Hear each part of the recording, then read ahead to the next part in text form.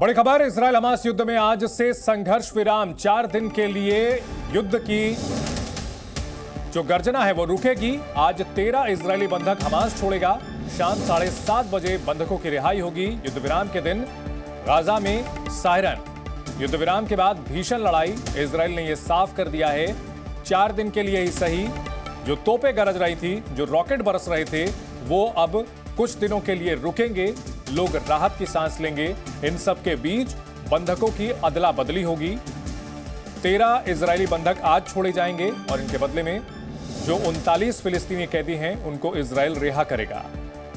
लेकिन इजरायल यह साफ कर चुका है कि यह अस्थायी सीज फायर है। हमास के सफाए तक युद्ध जारी रहेगा। आज सुबह 10:30 बजे से इजरायल और हमास के बीच 4 दिन के युद्ध विराम की शुरुआत हो चुकी है। और आज का दिन इसलिए बड़ा है क्योंकि पिछले 47 दिन से हमास के आतंकियों के पास बंधक बने 13 इजरायली नागरिक आज रिहा होंगे। इनमें महिलाएं और बच्चे शामिल हैं। कल इजरायल ने इसकी आधिकारिक पुष्टि की थी कि उसके पास रिहा होने वाले बंधकों के नामों की लिस्ट पहुंच चुकी है। वहीं इजरायली सेना ने यह भी साफ किया कि वो युद्ध विराम के दौरान गाजा में ही मौजूद रहेंगे और अगर हमास समझौतों की बात से पलटता है तो वो हर स्थिति से निपटने के लिए तैयार हैं। तो बेहद नाजुक युद्ध विराम इसे कहा जा सकता है।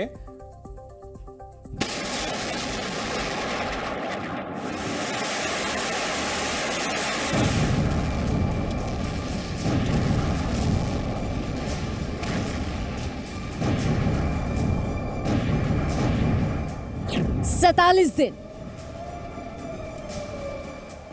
भयंकर युद्ध के बाद आखिरकार 4 दिन की राहत।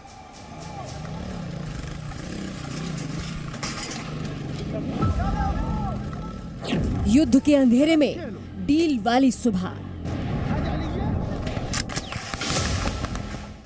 इजरायल और हमास के बीच पिछले 47 दिनों से चल रहे भीषण युद्ध में आज का दिन दोनों ही तरफ के लोगों के लिए एक नई आस की तरह आया है। ये दिन वो है जिसके लिए युद्ध प्रभावित इलाकों के लोग न जाने कितनी दुआएं करते रहे। लगातार बमबारी और खूंखार युद्ध के बीच आज 4 दिन के युद्ध विराम की शुरुआत होने जा रही है। आज वो दिन होगा जब हमास का आतंक झेल रहे इजरायली नागरिक आजादी फिर से हासिल कर पाएंगे।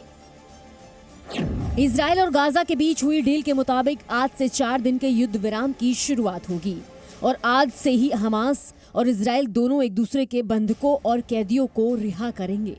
2 अलग अलग डील में बंधकों को रिहा किए जाने पर करार हुआ है। कतर और मिस्र की मध्यस्थता के बाद इजरायल और हमास सीज फायर के लिए राजी हुए हैं।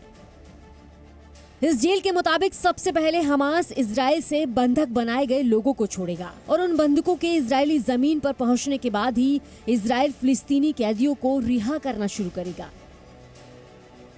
डील के मुताबिक हमास कुल 50 बंधक रिहा करेगा और हर एक बंधक के बदले इजरायल 3 फिलिस्तीनी कैदियों को रिहा करेगा। पहले दिन हमास 13 बंधक रिहा करने जा रहा है, जिसमें महिलाएं और बच्चे शामिल हैं, जिसके बदले में पहले दिन इजरायल आज 39 फिलिस्तीनी बंधक रिहा करेगा।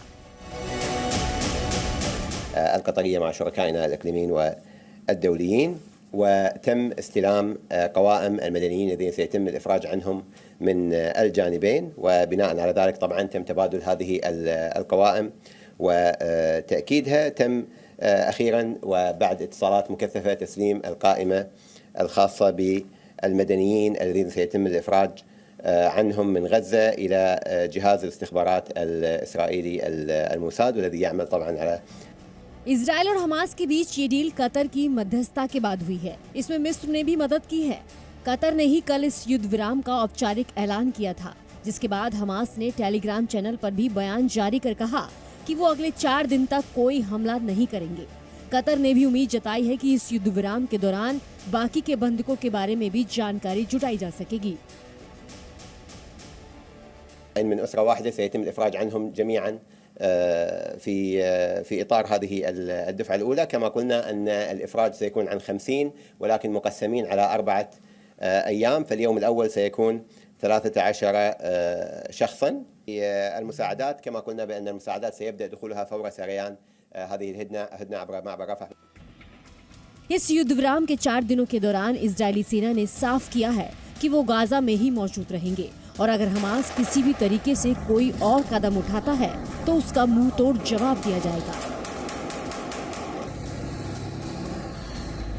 בבית החולים את כל המנהרות שגילינו והראינו לציבור וחשפנו לעולם. הסיפור הזה של להשתמש בבתי חולים בחסינות של הבתי חולים לפעולת טרור לא נוכל לאפשר אותו ברצועת עזה. לכן כל תשתיות הטרור בתוך בית החולים שיפה יושמדו.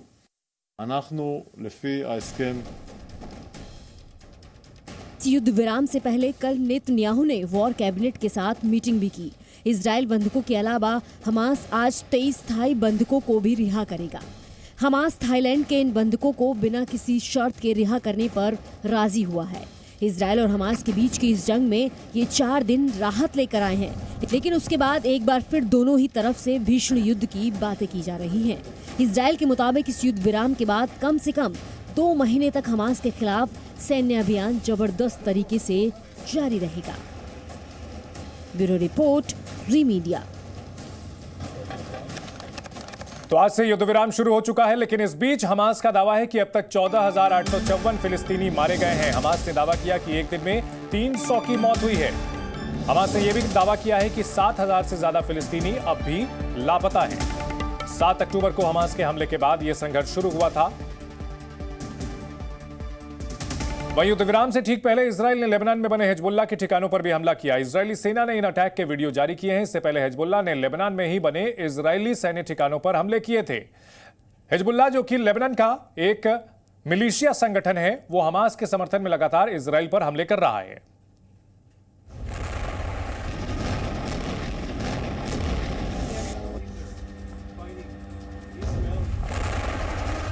हमास का टेरर स्कूल, अस्पताल और मस्जिद में कमांड सेंटर।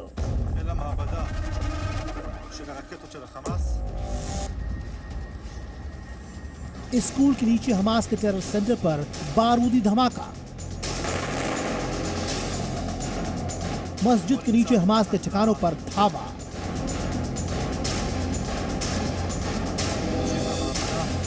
अस्पताल के नीचे हमास की अंडरग्राउंड सिटी। गाजा में इन 3 जगहों पर हमला बोला गया, जिन्हें सेफ जोन माना जाता है, लेकिन हमास के आतंकी इन्हीं जगहों का इस्तेमाल ढाल की तरह कर रहे थे।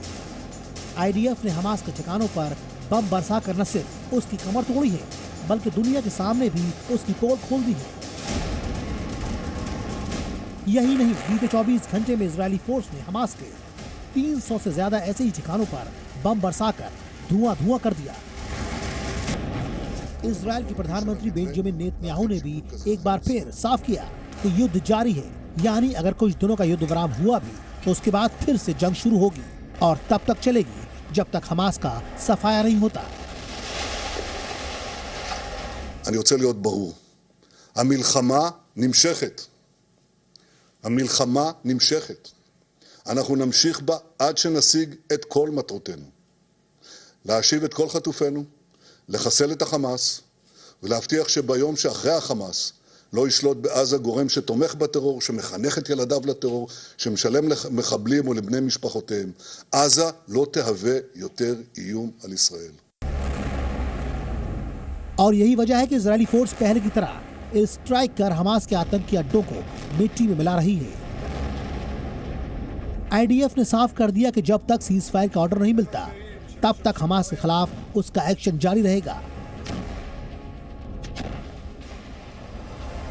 אנחנו קיימנו היום שיח של הרמטכ"ל עם כל מפקדי החטיבות. אני גם לא יודע מתי תיכנס הפסקת אש. אנחנו נהיה ערוכים לעשות כל מה שצריך כרגע. אנחנו מתמקדים במלחמה. מה שעשינו היום זה לחשוף מנהרות של חמאס ולהשמיד אותם. זה גם מה שאנחנו הולכים לעשות בשעות הקרובות, ונמשיך ונמשיך ונמשיך לעשות. नेतन्याहू ने खुफिया एजेंसी मोसाद और सेना दोनों को ऑर्डर दिया है कि वो हमास के आतंकियों को उनके बिल से निकाल कर खत्म कर दे। इसके बाद आईडीएफ एक्शन में है। तस्वीरें गाजा के अल-शिफा अस्पताल की हैं, जहां इजरायली फोर्स पहुंची तो उसके होश उड़ गए।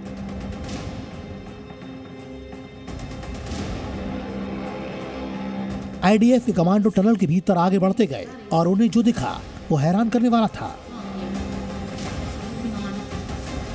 यानी हमास ने अल-शिफा अस्पताल के नीचे से सुरंगों का एक पूरा जाल बुन रखा था। टनल के भीतर हमास कमांड सेंटर चला रहा था। यहीं से वो लोगों को ढाल बनाकर आतंकी वारदातों को अंजाम दे रहा था। Right now we're going under the Qatari compound. It's very dark. The walls are moist. There are multiple rooms here that we're opening. This appears to be a bathroom. Another room with an AC. The wiring to that AC. Hamas की ऐसी कई सुरंगों के network का IDF ने पर्दाफाश किया। तस्वीरें नॉर्थ गाजा स्थित एक मस्जिद की हैं। इजरायली फौज जब इस मस्जिद के अंदर घुसी तो उसके होश फाख्ता हो गए। मस्जिद के अंदर सुरंग बनी हुई थी और वहां हथियारों का जखीरा भी था। मस्जिद के बेसमेंट में इजरायली सेना को हैंड ग्रेनेड से लेकर रॉकेट लॉन्चर तक मिले। एक और इजरायली फोर्स सुरंगों के बकड़जाल तोड़ रही है, वहीं ग्राउंड फोर्सेस गाजा के अंदरूनी इलाकों में रेड मार रही हैं। इजरायली सेना ने नॉर्थ गाजा में हमास के बेस पर कब्जा करने का दावा भी किया। वहां चल रहे ग्राउंड ऑपरेशन का वीडियो जारी किया, जिसमें सैनिकों के साथ टैंक और बख्तरबंद गाड़ियों का काफिला नॉर्थ गाजा में घुसता दिखा। गाजा के रिहायशी इलाके में आईडीएफ को एक और बड़ी कामयाबी मिली। यहां से इजरायली सेना को विस्फोटक, मोर्टार और ढेर सारा बारूद मिला। ब्यूरो रिपोर्ट, जी मीडिया।